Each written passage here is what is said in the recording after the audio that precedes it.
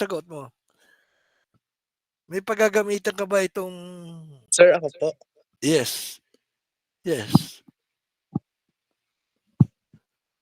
May gamit ba yung saan ba si Axel? Natawag kita. Axel Evangelista. Natawag na, dito, alright. So, additional. May gamit ba yung distortion? Okay. Agree ka, gagamitin natin ito sa amplifier. Pero itong portion ito, may gamit ba ito? Tsaka ito. Yung distorted portion niya.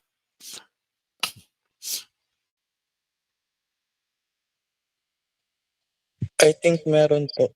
O sige. Ano sa palagay mo? Anong gamit? Additional 5.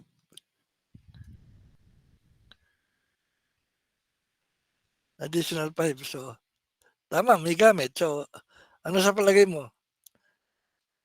Saan gagamitin?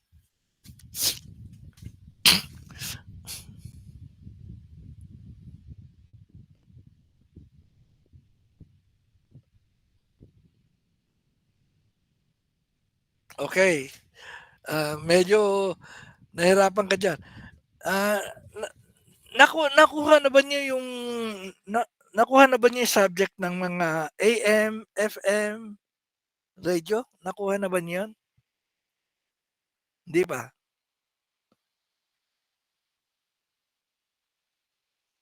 Ano, Axel?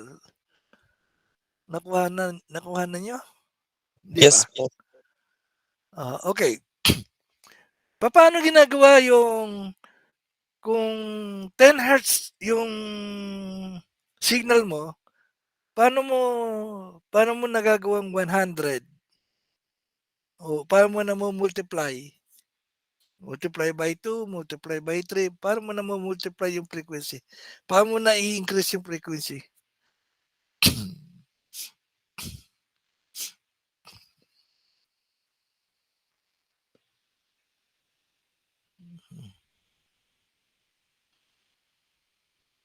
Minamodulate po. Ano?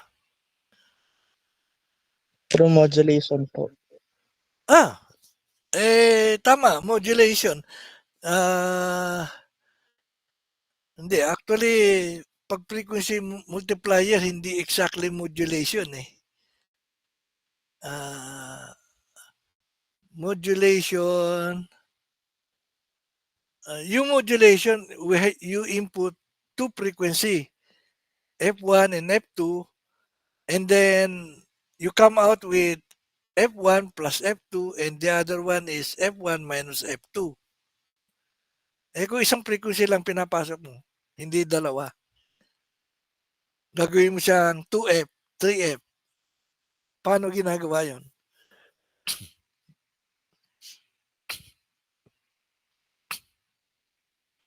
Okay, ganito. Yan ang gamit ng distortion. Kapag dinistort mo yung signal, the moment na dinistort mo, kung halimbawa, single tone ng signal mo, 1 kHz, okay? Pinadaan mo siya sa isang non-linear amplifier. So, usually, non-linear amplifier, which is exactly itong portion nito. Doon mo siya niraran. Dito sa non-linear region, mag-degenerate siya ng harmonics. Okay? So, yun ang purpose ng paggamit ng distorted region. Agree? Yes po. Nakuha nyo. Huwag nyo kalimutan niya. So, yun ang gamit. Yung linear region, dito lang tayo. Konting-konti lang yung difference yan. Maliit lang yan.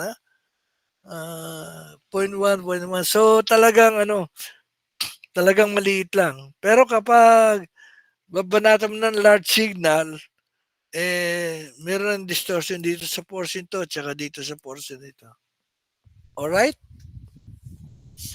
Yun ang isang property ng differential amplifier.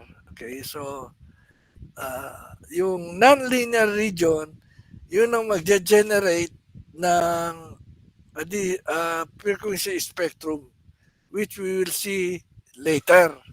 Okay? Ang susunod na topic natin ay oscillation eh.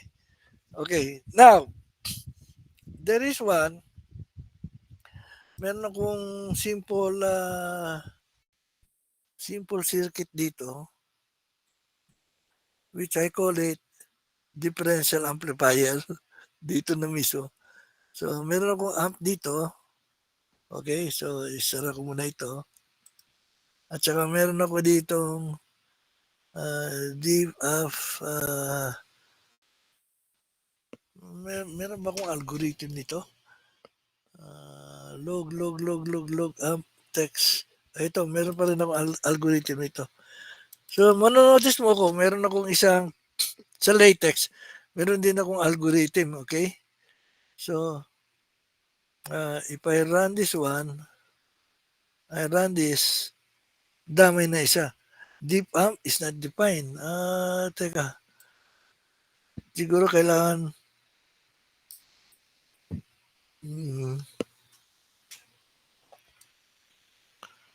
alright. Alright. I-run natin to. Okay. But it is pending. That's running at D. Ano? Future.py. Bakit na-destroy? Sandali Tinan ko muna itong okay naman siya. And then, i-run natin to. Okay. Nagkaroon lang na siguro na miss ano. So, tingnan natin itong ginawa natin dito. Because I'm thinking of for you to work on this.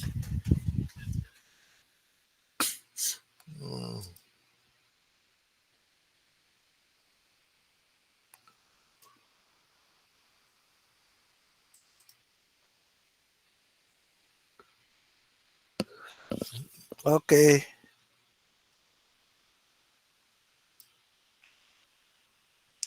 Tingnan natin.